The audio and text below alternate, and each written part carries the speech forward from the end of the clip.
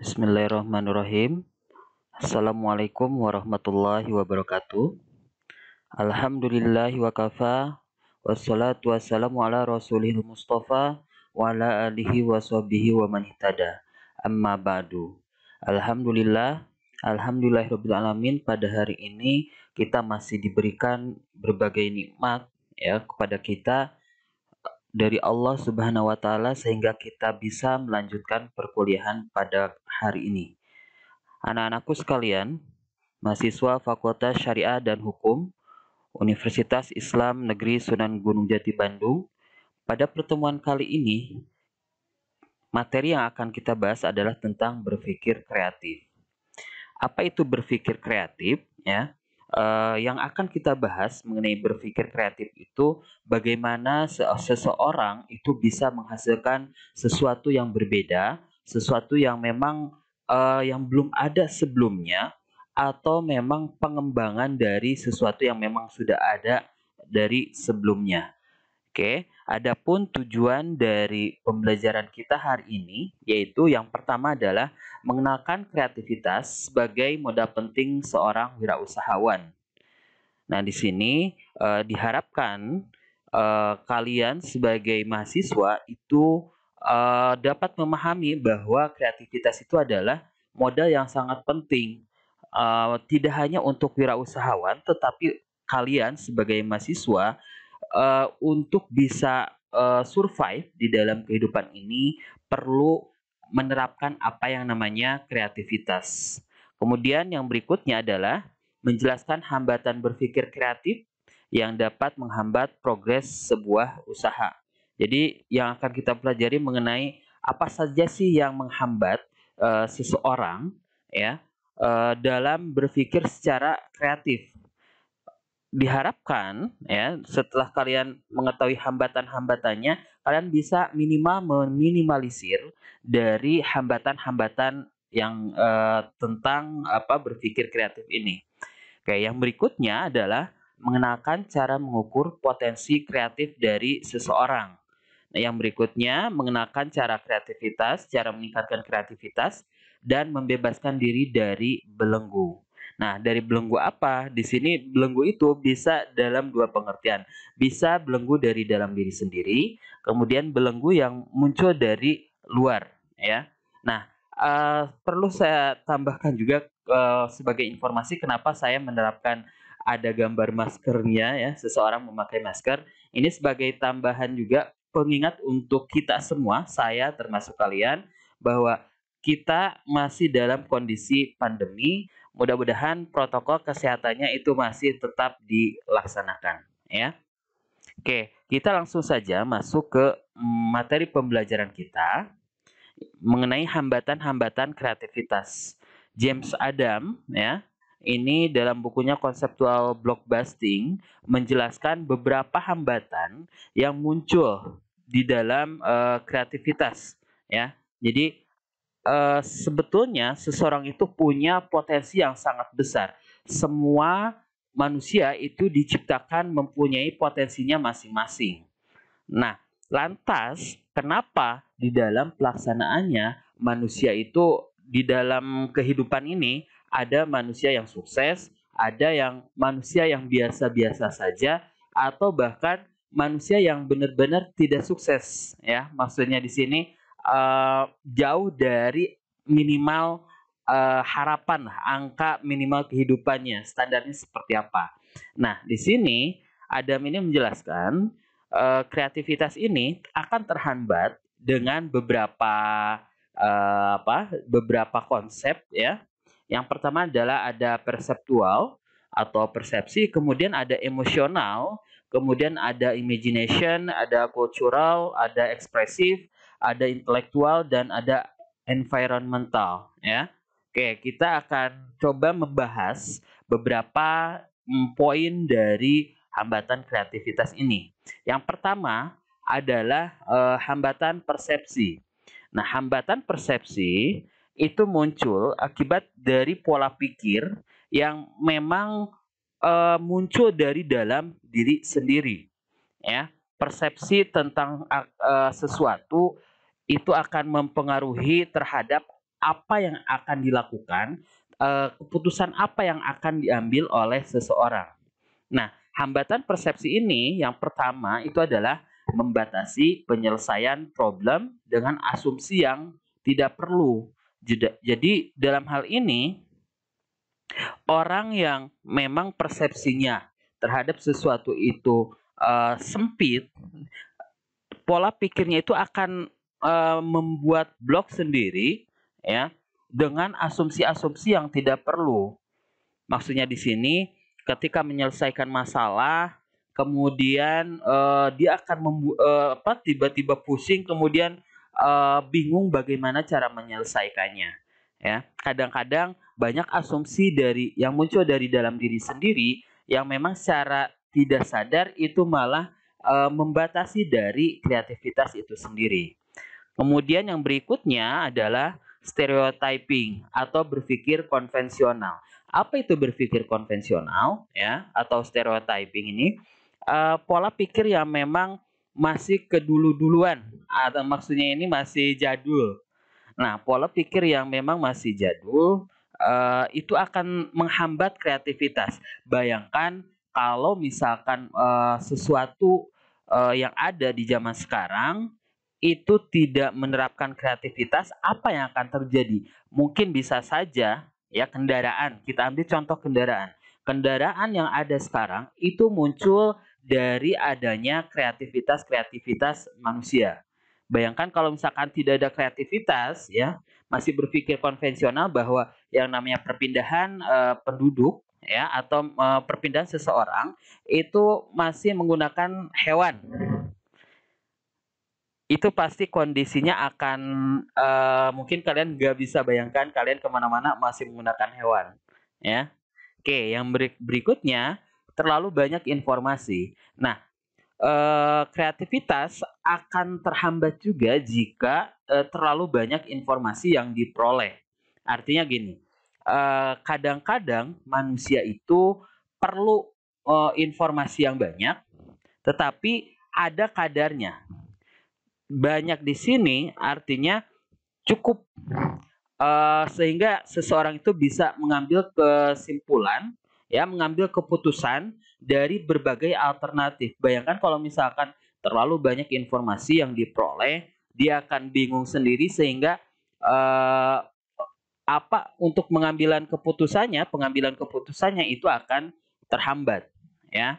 Itu mengenai hambatan persepsi. Nah, eh, mengenai terlalu banyak informasi di sini, artinya dalam kadar yang cukup informasinya, jangan terlalu banyak juga, tadi akan menghambat ketika pengambilan keputusan.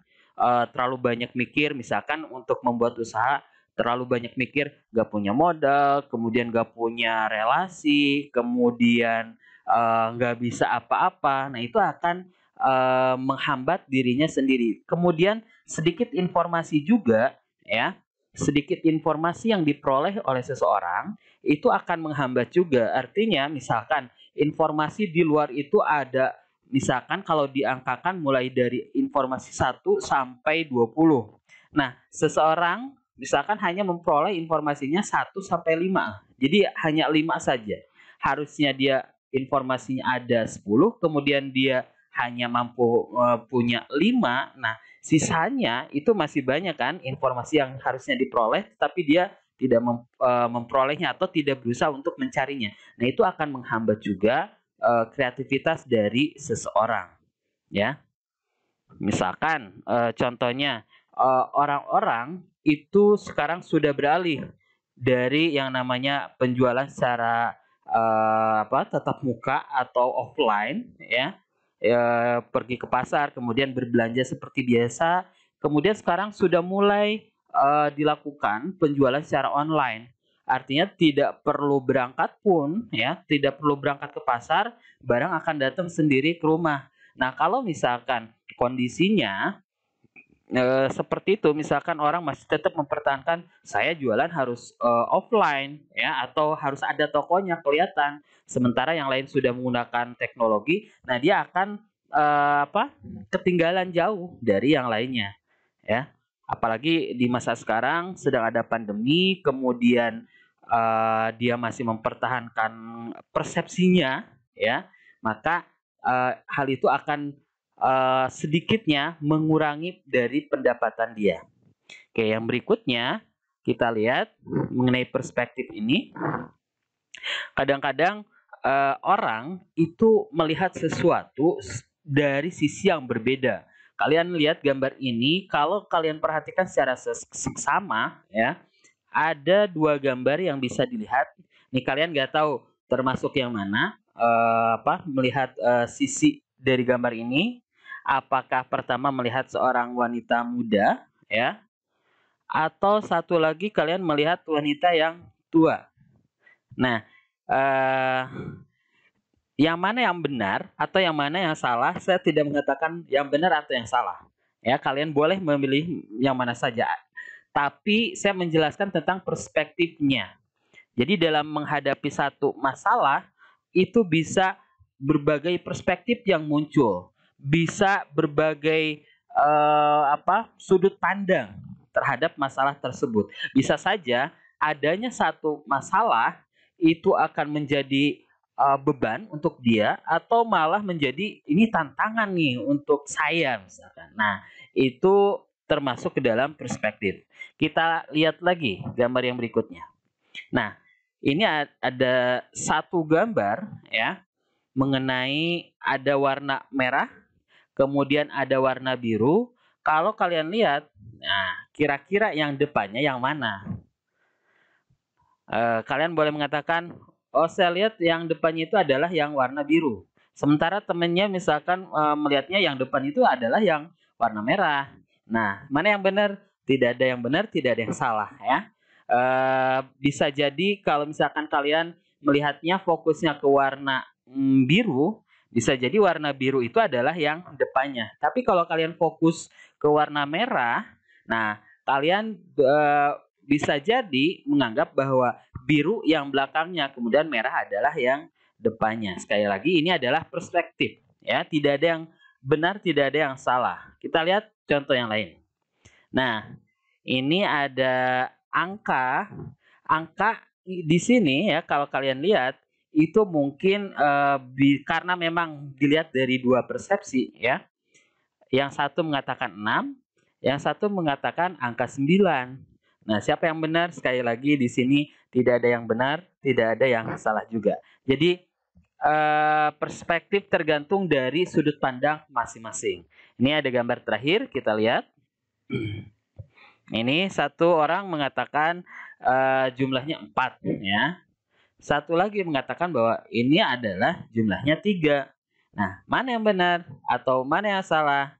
Ya, sekali lagi tergantung dari persepsinya masing-masing. Oke, yang berikutnya mengenai berpikir kreatif. Berpikir kreatif itu yang pertama, melihat dengan sudut pandang yang baru. Nah, bisa saja kita ambil contoh ketika kondisi pandemi.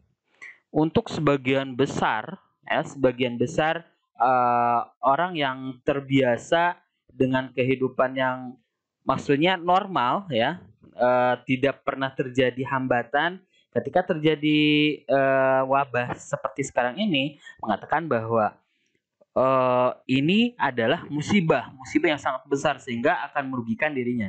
Tetapi dari sudut pandang yang lain, bisa saja ada orang yang beranggapan bahwa dengan adanya pandemi ini justru menjadikan peluang untuk dia, ya, menjadikan ini tantangan nih untuk saya bagaimana menciptakan produk-produk yang baru yang memang dibutuhkan oleh masyarakat, berguna untuk masyarakat. Ya, kemudian yang berikutnya, berpikir kreatif itu adalah menemukan hubungan baru. Oh, hubungan baru di sini ya maksudnya apa? Dia akan memperluas link atau jaringan yang dimiliki oleh dia sehingga jaringannya akan semakin besar dan kemudian kalau jaringannya sudah besar itu akan mempermudah, akan memperbesar peluang untuk dia bisa bekerja sama dengan yang lain, kemudian bisa mengembangkan usahanya. Nah, kemudian yang berikutnya bahwa berpikir kreatif itu adalah membentuk kombinasi yang baru, ya, atau gabungan yang baru. Misalkan satu produk sudah ada, kemudian dilihat nih, dilihat peluangnya yang memang produk tadi kira-kira apa yang bisa dikembangkan dari produk yang sudah ada tadi. Ya, jadi dikembangkan kombinasi yang baru atau kalau boleh dibilang sebagai inovasi yang baru ya. Jadi tambahan dari barang yang sudah ada. Oke, yang berikutnya, nah, pemikir kreatif itu akan selalu bertanya, ini ada istilahnya SCAMS, ya. SCAMS ini singkatan, ya. Singkatan dari yang pertama SEPS. Jadi orang yang berpikir kreatif, dia itu di dalam otaknya itu akan selalu bertanya. Kalau misalkan kita nilai kita sedang melihat suatu produk, ya, yang akan terfikirkan oleh orang-orang yang kreatif itu yang pertama adalah shapes atau boleh dibilang bentuknya ya.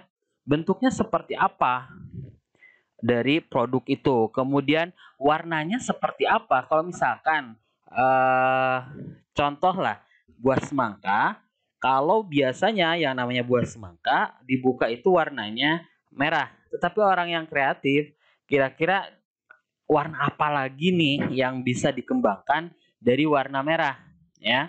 Dia akan mencari formula sehingga buah semangka ini tidak hanya berwarna merah tetapi ada warna variasi yang lain ya. Kalau sekarang sudah ditemukan yang warna misalkan warna kuning ya. Oke, yang berikutnya use atau kegunaan. Kegunaannya untuk apa dari barang tadi ya. Kalau misalkan kegunaannya hanya satu dari satu barang tadi ya, orang yang berpikir kreatif akan selalu berpikir ketika membuat produk apa sih kegunaannya. Jangan hanya satu produk kegunaannya untuk satu saja. Nah, orang yang berpikir kreatif akan lebih meningkatkan nilainya dari barang tersebut. Kemudian materialnya, misalkan kalau meja lah, biasanya yang meja kita kenal sekarang ini itu bentuknya misalkan besar, ya, terbuat dari kayu, kemudian ada kursinya. Nah, itu bahan-bahannya misalnya dari kayu lah. Tapi pada zaman sekarang muncul tuh berbagai inovasi yang namanya meja ya tidak harus selalu dari kayu, boleh dari plastik, boleh dari bahan yang lain. Nah, itu eh, orang yang berpikir kreatif akan selalu memikirkan kira-kira produk apa yang memang bisa dibuat dari material yang berbeda. Kemudian yang berikutnya, partnya. Partnya itu ada apa saja ya, misalkan dalam satu produk ya, partnya itu misalkan uh, inilah tadi kita sedang membicarakan meja nih. Part dari meja itu ada kakinya ya, kemudian ada alasnya ya, maksudnya tempat untuk menulisnya atau menyimpan sesuatu. Nah, kemudian ada lacinya, sudah selesai. Nah, orang yang berpikir kreatif itu akan cenderung memikirkan kira-kira part yang bisa ditambah dari sebuah meja itu apa, ya. Ini contoh masih dalam meja. Kalau misalkan untuk mejanya untuk komputer, kenapa tidak di kolong mejanya itu ditambahkan semacam laci untuk keyboardnya, ya. Atau misalkan ditambahkan ya untuk yang pemikir yang lain, misalkan yang membuat produk lain, kenapa tidak kalau misalkan di dalam meja tersebut tadi kalau memang sudah ada laci kegunaannya misalkan untuk menyimpan barang, bagaimana kalau bisa membuat tambahan laci yang memang bisa dilepas ya. Sekarang kan banyak ditemukan tuh ya produk-produk yang unik, lacinya bisa dilepas, kemudian yang bisa disimpan untuk sesuatu atau bahkan misalkan untuk tempat sampah. Nah, itu bisa ya. Oke, yang berikutnya berpikir kreatif ini yang terakhir yang dari SCAMS ini adalah mengenai size-nya. Ya, size-nya atau ukurannya. Tadi berbicara tentang meja. Meja tadi kan biasanya meja itu besar, kemudian untuk menaruh buku atau misalkan sesuatu lah di atasnya. Nah, tapi sekarang untuk size-nya orang yang berpikir kreatif itu akan memikirkan nih kira-kira meja yang dibutuhkan yang tidak ribet untuk dibawa kemana-mana bentuknya bisa seperti apa ya. Nah, makanya ada yang meja kecil atau meja lipat. Nah, itu orang yang cenderung berpikir kreatif dia akan mempertanyakan dari keenam hal ini ya. Oke, yang berikutnya, nah ini ada contoh dari scams ini. Yang pertama, misalkan kalau buah semangka. Buah semangka biasanya kan bulat, ya. Nah, tetapi orang mulai terfikirkan bagaimana membuat buah semangka yang memang unik, ya. Berbeda dari hal yang biasanya. Bagaimana caranya? Misal kalau di Jepang sih sudah banyak ditemukan ya produk semangka yang bentuknya kotak. Oke, yang berikutnya contoh dari scams ini ketika terjadinya pandemi mulai bermunculan produk kopi ya yang memang dari segi jumlahnya itu banyak ya, yang 1 liter sekarang sudah banyak. Nah, maksudnya apa? Mungkin orang berpikir, nah ini sebagai peluang nih ketika terjadi pandemi, orang malas untuk keluar untuk sengaja membeli 1 gelas kopi. Nah, gimana kalau misalkan ditawarkan kopi tadi isinya sampai 1 liter, ya? Itu sebagai peluang juga. Yang berikutnya mengenai ini nih, ada gambar sambal. Kalau yang persepsi kita biasanya sambal itu kan hanya diulek, kemudian dimakan, selesai. Tetapi sekarang mulai diproduksi sambal dalam kemasan kecil, ya, kemudian bisa disimpan agak lama di kulkas, ya. Itu sebagai pengembangan dari produk-produk yang memang sudah ada. Oke, yang berikutnya mengenai teknik create ini, ya, teknik create untuk menciptakan sesuatu yang baru bisa diciptakan dengan teknik create. Apa itu teknik create? Teknik create ini adalah kalau ada singkatannya nih. Yang pertama adalah combination, ya, combination atau membuat kombinasi yang baru, membuat tambahan dari produk yang sudah ada. Kemudian yang berikutnya, orang yang kreatif itu akan menggunakan input yang random. Dia akan menggunakan ide-ide dia itu dari mana saja, ya. Jadi ide itu munculnya tidak hanya dari dalam diri saja, mempelajari secara matematis kira-kira apa gitu sampai terfikirkan sesuatu yang baru, tetapi dia akan menggunakan berbagai informasi baik itu dari keluarga, kemudian tetangga sampai ke masyarakat umum bisa. Jadi informasinya dikumpulkan oleh dia, kemudian setelah informasinya dikumpulkan ya, berikutnya membuat eliminasi. Jadi dari semua informasi tadi kira-kira yang terpenting, yang lebih bermanfaat untuk produk dia atau yang bisa laku di konsumen, kemudian yang berguna untuk konsumen itu yang mana? Dia perkecil ya dari alternatif-alternatif yang ada. Kemudian yang berikutnya adalah menggunakan alternatif. Nah, menggunakan alternatif ini tadi misalkan dia sudah mengeliminasi berbagai input. Kemudian yang berikutnya menggunakan alternatif tadi, artinya melaksanakan mencoba membuat dari produk tersebut, ya, menggunakan alternatifnya. Jadi diambil satu keputusan atau satu kesimpulan, oke, saya bikin produk A atau produk B. Nah, kemudian yang berikutnya itu adalah mencoba cara pikir terbalik. Artinya, posisi dia itu tidak hanya berpikir bahwa saya sebagai entrepreneur harus membuat satu produk yang memang berguna untuk diri dia, artinya untuk mendapatkan income. Tetapi coba balik lagi ke konsumen. Kira-kira konsumen, kalau dia sebagai konsumen akan senang terhadap produk tersebut atau malah sebaliknya. Jadi titik fokusnya adalah ke konsumennya. Kemudian yang berikutnya adalah kasus ekstrim, ya. kasus ekstrim atau kalau orang banyak yang mengatakan bahwa apa memerinci atau menambah sesuatu dari produk yang sudah ada itu bisa digunakan, ya. Jadi misalkan dia sudah menemukan suatu produk, kemudian dia tambahkan lagi nih tambahan-tambahan partnya atau misalkan kira-kira yang benar-benar dibutuhkan masyarakat selain yang produk telah dibuatnya apa tambahan dari produk itu sendiri, yaitu mengenai teknik create. Yang berikutnya ada teknik visual thinking. Untuk yang teknik visual thinking ini, ya, jadi lebih ke pemikiran secara visual. Artinya dia akan berpikir dari apa yang dia lihat. Oke, ada 3 untuk yang teknik visual thinking ini. Yang pertama ada seeing, ya. Jadi melihat dulu.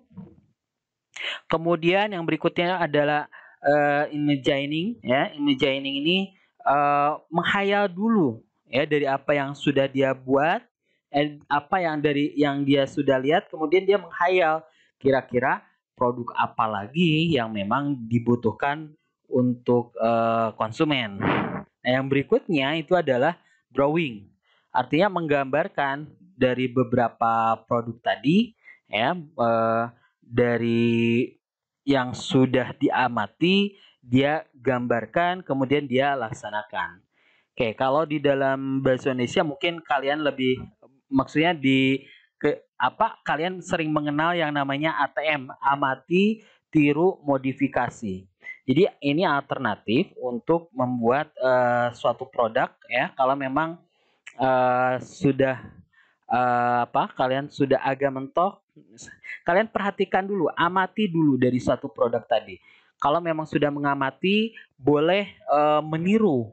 Nah, dari hasil meniru, jangan plek 100% meniru, tetapi coba dimodifikasi. Ya, itu bisa menjadikan nilai tambah untuk konsumen, untuk pengusahanya juga atau entrepreneurnya, ya. Oke, yang berikutnya tips meningkatkan kreativitas. Yang pertama, tingkatkan penggunaan otak kanan melalui stimulus visualisasi tujuan, mempelajari seni musik, serta berolahraga jalan kaki tanpa alas.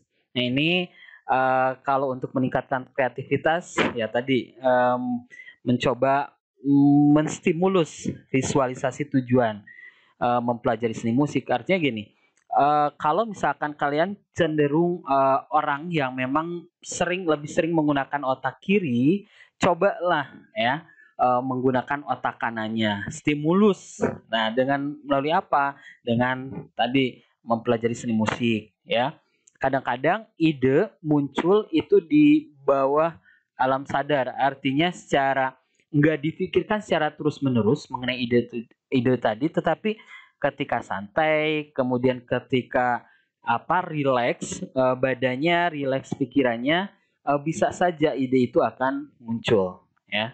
Oke, yang berikutnya, kenali hambatan kreativitas Anda dan lakukan rencana aksi untuk mengeliminir hambatan tersebut. Jadi, kalau memang sudah tahu hambatannya dari kreativitas diri Anda, laksanakan rencana aksinya. Jadi, kalau sudah tahu ada hambatan di dalam kreativitasnya, coba perkecil hambatan-hambatan tadi, ya, sehingga hambatan tadi itu tidak mengganggu pikiran dari Anda sebagai misalkan calon entrepreneur, ya. Oke, yang berikutnya, biasakan berpikir berbeda. Artinya jangan berpikir seperti kebanyakan orang, tapi pikir sesuatu yang memang eh apa out of the box, di luar misalnya di luar kebiasaan masyarakat, ya. Jadi jangan terkungkung dengan pemikiran yang sudah ada. Kayak yang berikutnya ada quote, ya. Kreativitas terdiri dari 1% inspirasi dan 99% kerja keras. Nah, ini dari Thomas Alva Edison, bahwa yang paling penting itu adalah kerja kerasnya. Jadi kreativitas penting, tetapi jangan lupa, jangan mengandalkan kreativitas saja.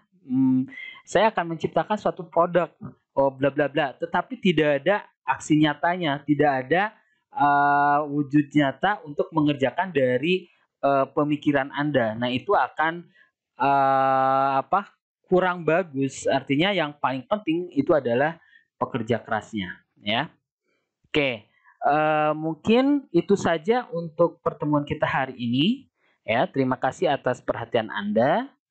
Saya akhiri, billahi taufiq wal hidayah. Wassalamualaikum warahmatullahi wabarakatuh.